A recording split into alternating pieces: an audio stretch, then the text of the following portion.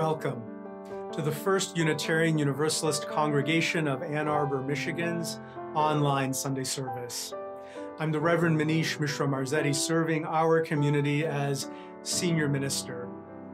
It's my privilege and delight to welcome you this Sunday into the warm, virtual embrace of community. Wherever you may be joining us from, whether it's in the city of Ann Arbor itself, elsewhere in the state of Michigan, or maybe even from elsewhere in the United States or our wider world, we bid you a fond and warm welcome. Our community has been a progressive, spiritual, religious, ethical voice in the city of Ann Arbor since 1865, bringing alive a vision of care for one another within community, as well as our shared commitment to peace and justice in the wider world. It's into all of that that we greet you and embrace you this morning. In our Unitarian Universalist tradition, as we gather, we typically light a chalice, a flame, to signify the kindling of that light of wisdom, that spark of the holy or sacred, however we may understand it, as we come together, unifying our disparate journeys into one shared common endeavor of nurturing and building community and the beautiful and powerful impact that community can have in the wider world together. I'd invite you now, if you are a longtime Unitarian Universalist, familiar with our community's traditions, and you may have a chalice at home, to grab your physical chalice as we take a moment to light ours together. And if you don't have a physical chalice, to hold the flame of possibility and love alive in your heart, to kindle it, bring it alive in your heart, as we take a moment to first light our chalices together and then offer our community's chalice lighting words jointly. If you would, I invite you to light your flame or hold it alive in your heart.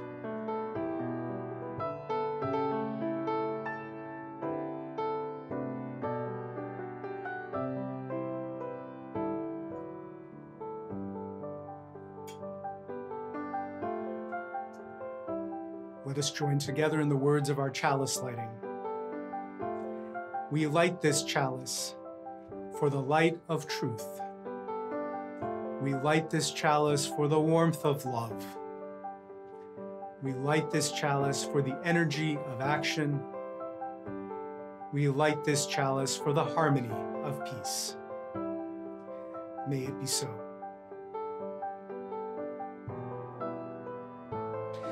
We Unitarian Universalists are not bound together by any particular set of beliefs or creed or dogma, but rather one of the central tenets that holds us together is our commitment to one another within community, as beloveds, as siblings to one another in community. Our care, our love, bringing alive together our passion for peace and justice in the wider world. We signify these shared commitments each time we gather on a Sunday by offering together the words of our covenant. I invite you now to join me in the words of our community's covenant.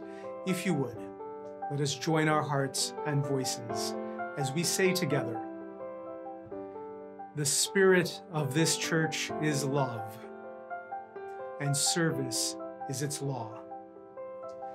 This is our covenant with each other, to dwell together in peace, to search for truth in love, and to help one another." May it indeed be so. As our time together this Sunday deepens, it is my distinct pleasure to introduce to you a very special guest this Sunday. We are joined today by the Reverend Allison Miller, a contemporary of mine from seminary who serves as senior minister of the Morristown Unitarian Fellowship in New Jersey. Reverend Allison is a leader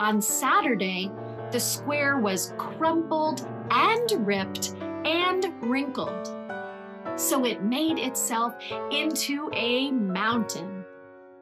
On Sunday, the square waited to see what was next. It waited and waited. Nothing happened. Its 4 equal sides were confining. Its 4 matching corners were rigid and cramped.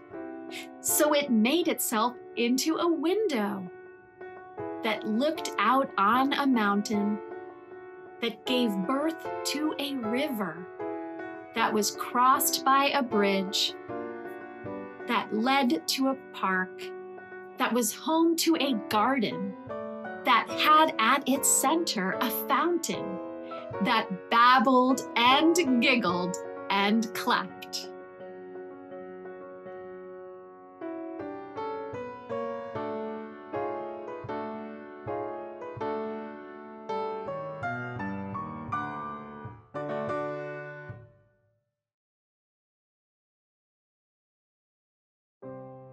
Siblings in faith, I want to thank you for welcoming me into your virtual pulpit on this, the anniversary of all of us learning how to be together while also apart.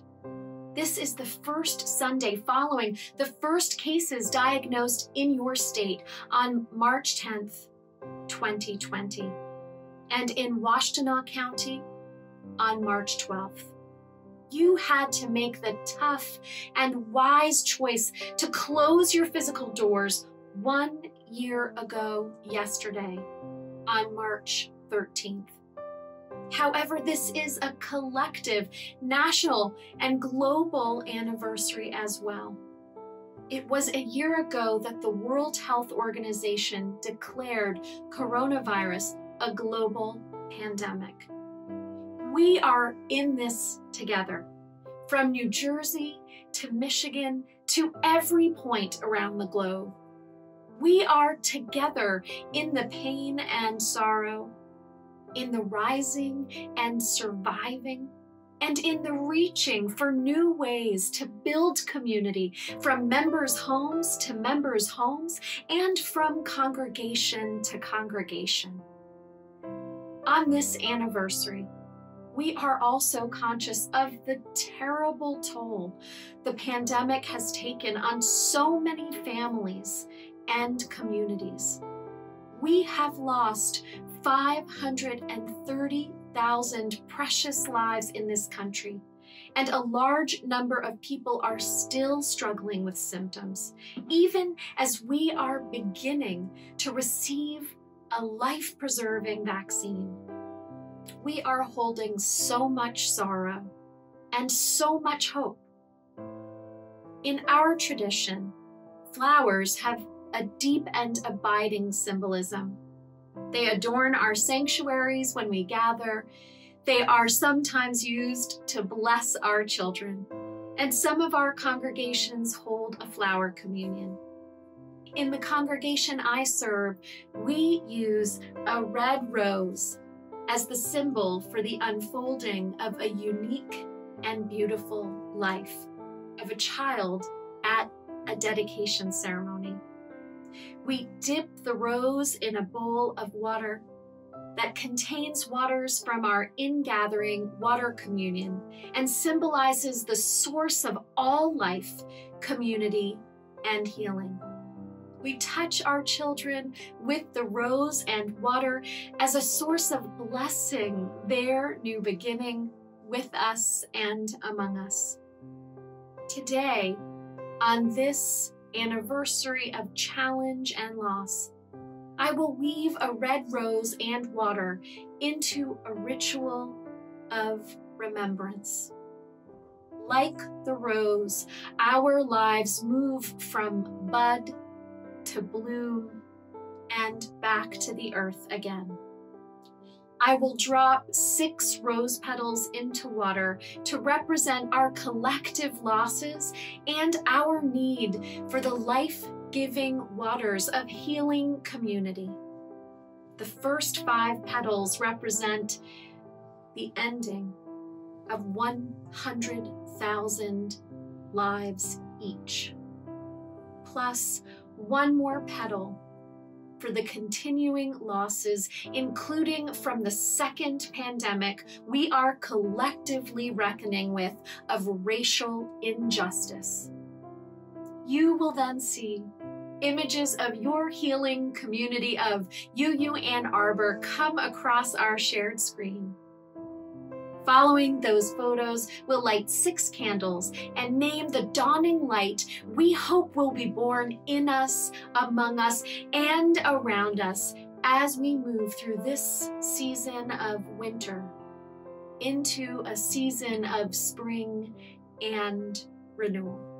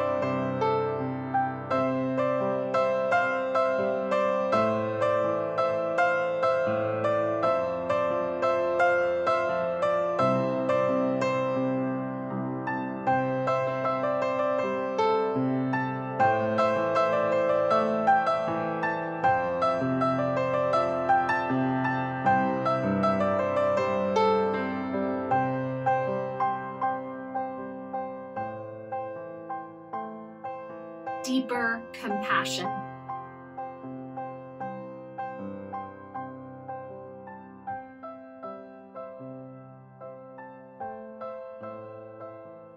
Spiritual resilience. We light this candle to call the power of courageous love to call us in return.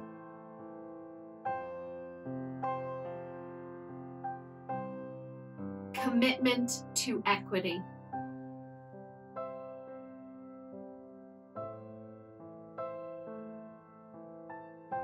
Advancing truth. And with this candle, we call ourselves back to the work of building the beloved community.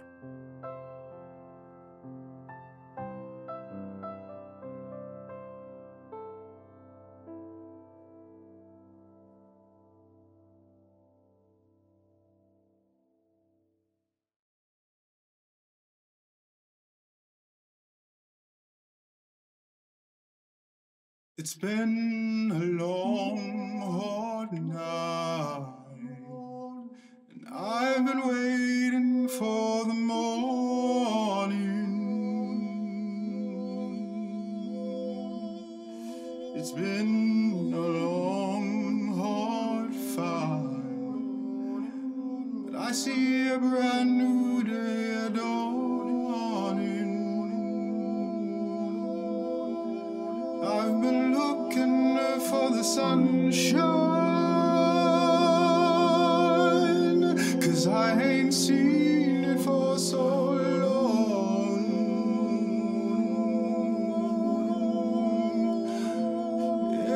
Everything's gonna work out fine. Everything's gonna be alright. It's gonna be okay.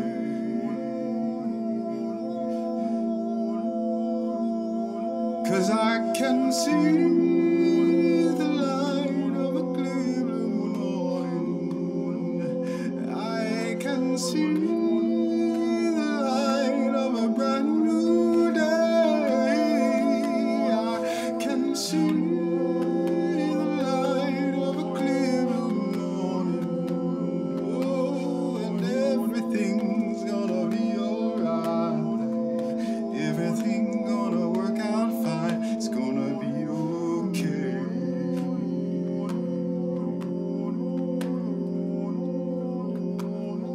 It's been a long, long time since I've known the taste of freedom.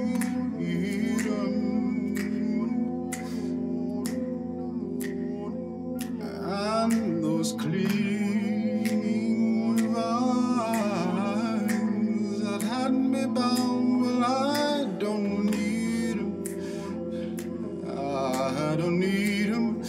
I've been like a captured eagle. You know, an eagle's born to fly. Now that I've won my freedom, like an eagle, I'm eager for the sky.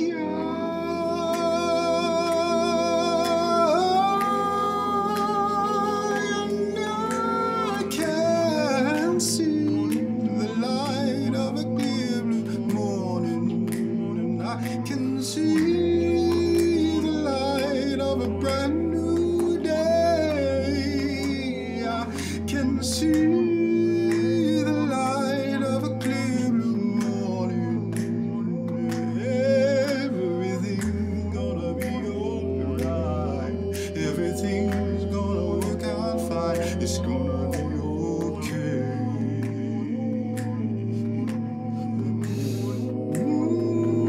I can see the light of a clear blue morning.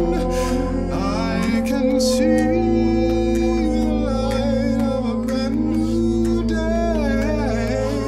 I can see the light of a clear blue morning. Everything's gonna be alright. Everything's gonna work out fine. Everything's gonna be alright. Everything's gonna work out. Everything's gonna be alright. Like an eagle that can fly, it's gonna be okay.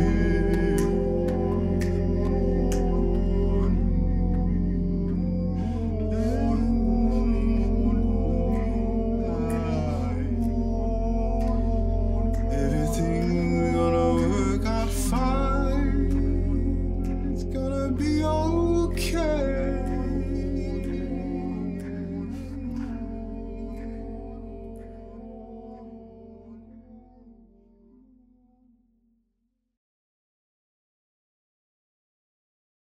When faced with a time of great upheaval and change, mounting losses and grief, a disciple went to his teacher and asked, "How can we find happiness in a world where nothing is permanent and everything and everyone we love could be gone at any moment?" The teacher said, "You see this glass? For me, it is already broken. I enjoy it, this vessel which carries water to my lips and quenches my thirst. If I tap it, It makes a lovely ring. When I look at it, sometimes I can see the sun reflected off of it, making a beautiful pattern. One day, when it is perched on a table and knocked over by my elbow or someone else's, or the wind, it will fall to the ground and shatter. Then I will say, of course, I understand. The glass was already broken. I honor the truth in that Buddhist tale. We are all like glass. Our bodies are finite and fragile. From the moment we are born, we are fated to die, whether from a virus or other illness or simply old age. Acceptance of this can lead to the joy of awareness as to the preciousness of each day and every hour. However, at other times, we are called to collect those shards of glass, to gather them up, and to strive to make what is broken whole again. This feels especially vital to assert this week as the trial began for the officer who stole the breath of life from George Floyd through cruel and callous punishments on the streets of Minneapolis. George Floyd cried out a final lament, "I can't breathe." And he cried out for his mama with his last breath. George Floyd was taken from his mother and his children and grandchildren too soon, which cannot be undone. But his last words are a call to all of us, siblings and cousins in the human family, to resist and to repair. We are called to mend the brokenness and address and redress the havoc that racism and white supremacy wreak in our communities and on Black people, Indigenous people, and people of color in particular, as well as trans people, people with disabilities, and people with intersectional marginalized identities. We are called to ask, whose elbow or knee is it that is repeatedly breaking what was whole, even if impermanent, holy, even if imperfect, and someone's beloved? In the Jewish mystical tradition of Kabbalah, there is a guiding story we might turn to for inspiration. In the beginning, there was only a wholeness we name God. Then God breathed in and withdrew to make room for something else. The first thing that was created was light, a brilliant primordial light. God filled vessels with the holy light and sent them to the world. However, that light was so powerful that the vessels shattered, a different Big Bang, sending shards and sparks across the universe and across our world. Some of the divine light became trapped in those shards. According to this story, humans were created with the purpose of finding the shards, collecting what is broken, and piecing back together the divine sparks within us, among us, and all around us in everything. This concept is called tikkun olam in Hebrew, often translated as repairing the world. But the Hebrew word tikkun also has the meaning of improve. The work is not simply to put things back the way they were. That was a context that led to brokenness. It is about the imagination and the courage to create something new, something more resilient that better reflects and frees the divine light.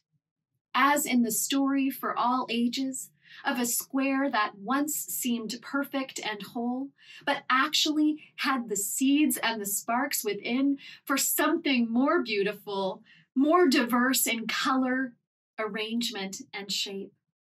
At first, that poor square went through so much. It was cut, poked, torn, shredded, shattered, snipped, crumpled, and wrinkled. It would be understandable if it just wanted to be a square again. if it was too tired and chose to move towards that familiar shape. But the square didn't. It made use of its broken open form to practice becoming something else, something new. Finally, when it became a square again, it became a window shining a light onto all the varied possibilities waiting to take shape in the world. Many of us, a year into the coronavirus pandemic, may be feeling torn apart and tired too. We may long to go back to what was normal and familiar, but that was a form, physical, emotional, and spiritual, that was far from perfect. Before we rush to regather after we've reached a safe point of immunity from the vaccines, we would be wise to remember the lessons of this time of distance and physical separation. In some ways, we are closer than we were before, emotionally and spiritually. We are going through a collective trauma, and we are working together on our collective resilience. It is no accident that the Black Lives Matter movement, which is not new, caught on in the mainstream during this time. On one hand, George Floyd's and Breonna Taylor's and Ahmaud Arbery's deaths are appalling. But there have been many appalling cases of brutality and racism before.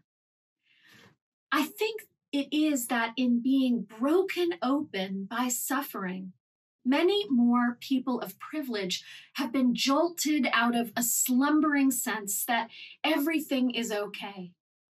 It isn't. It wasn't. We will all rise together or perish as fools, as Dr. King said.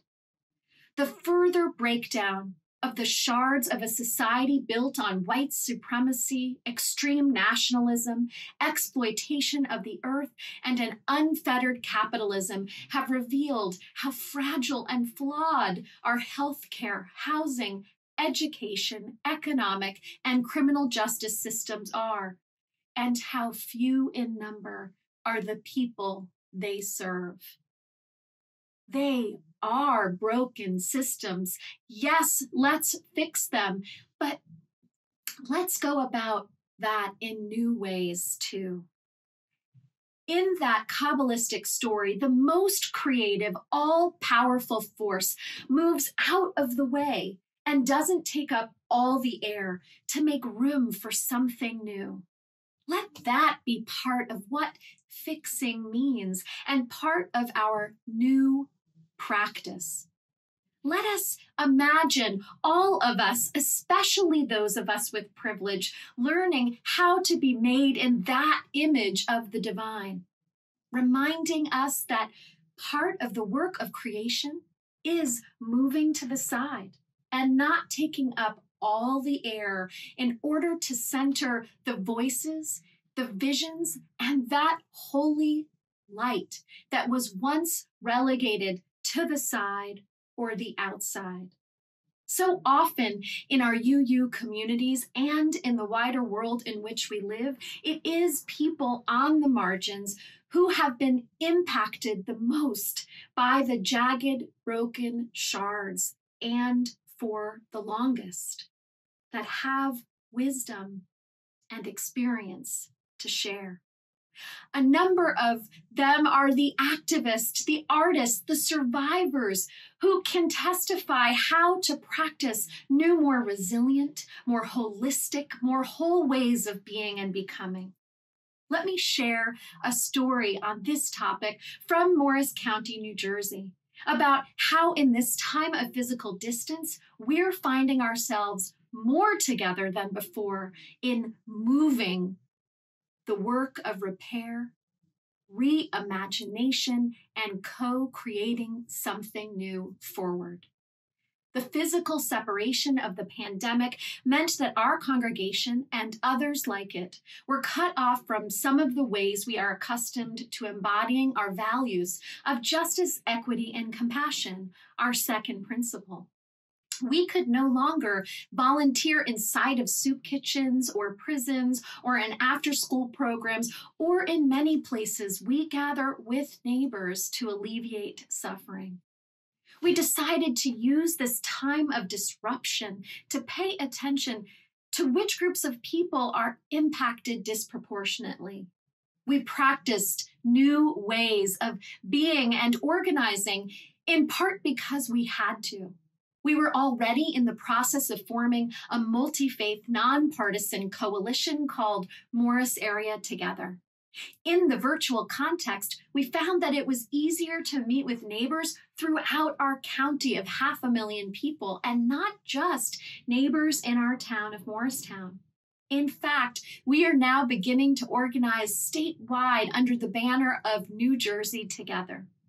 We interviewed thousands of people in our multiracial, multi-faith, economically diverse county and uncovered what were the pressing needs of now.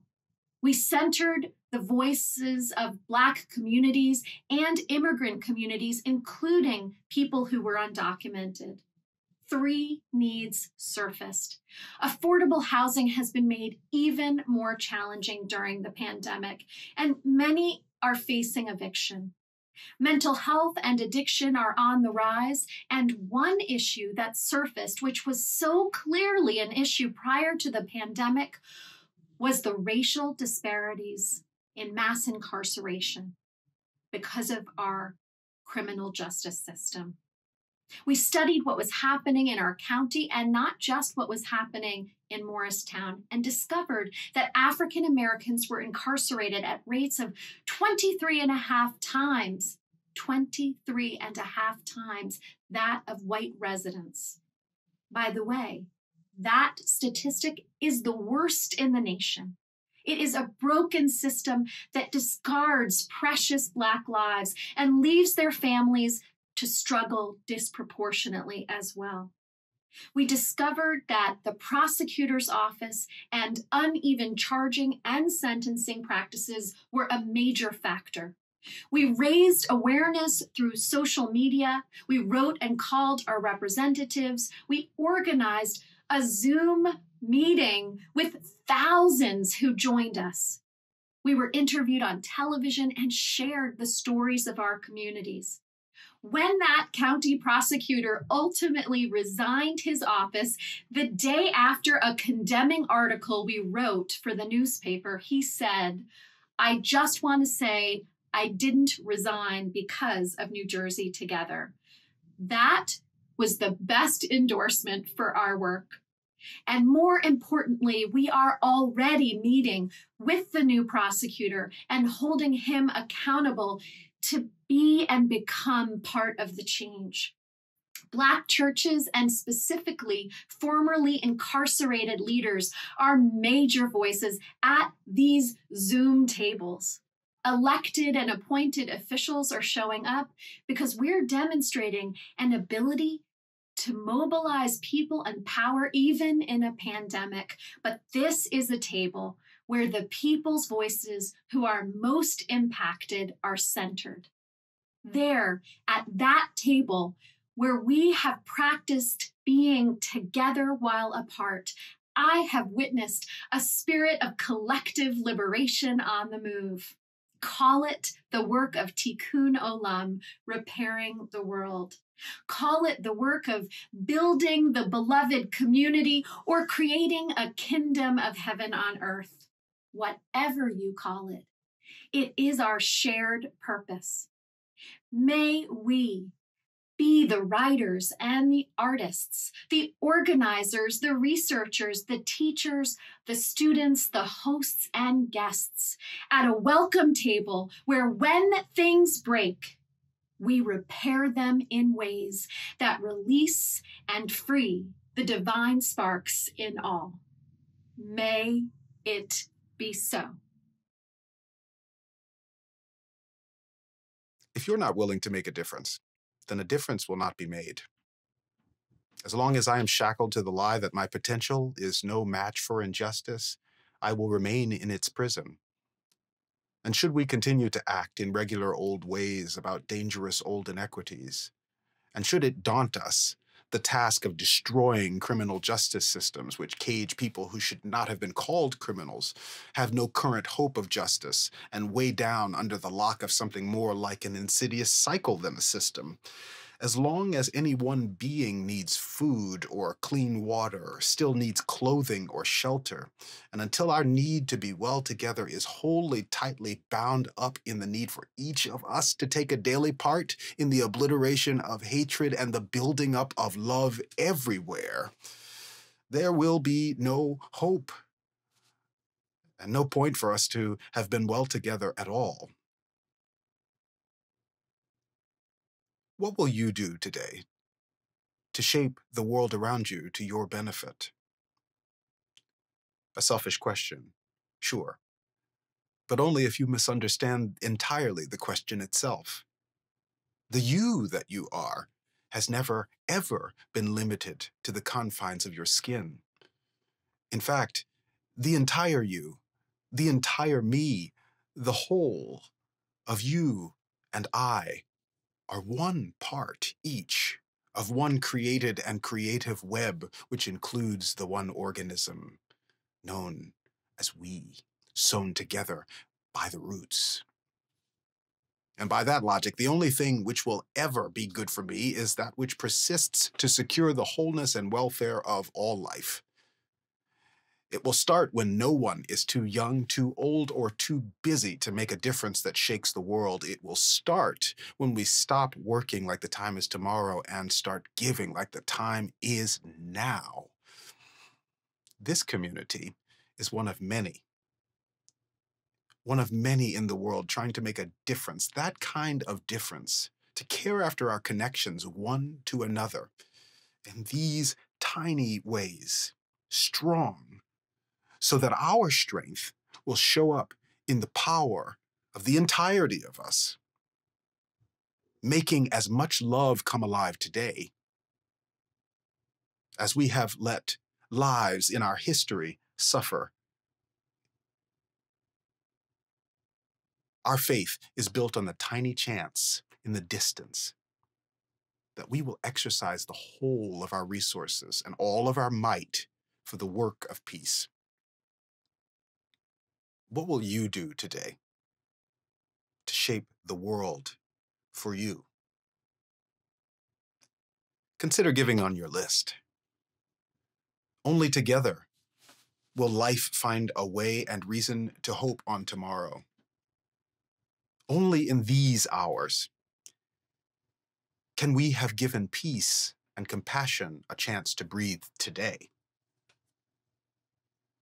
Strengthen the community that's working to strengthen you.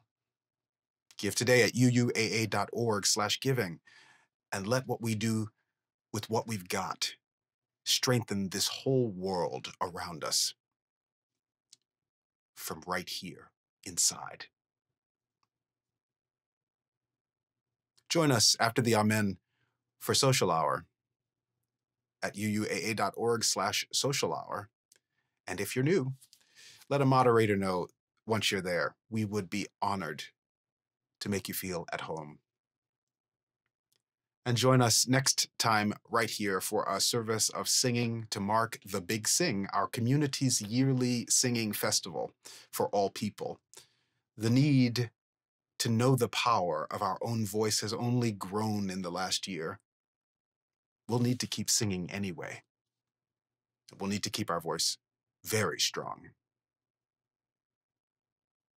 Our thanks to Reverend Allison Miller, and our love to the people in Morristown, New Jersey. Be well. It's good to be with you today.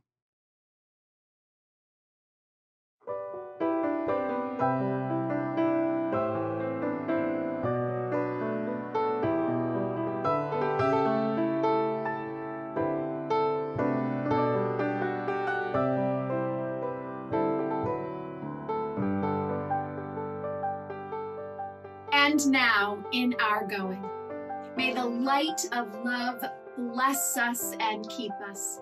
May it shine down upon us and radiate out from within us. May it be gracious unto us and grow our commitments to liberation.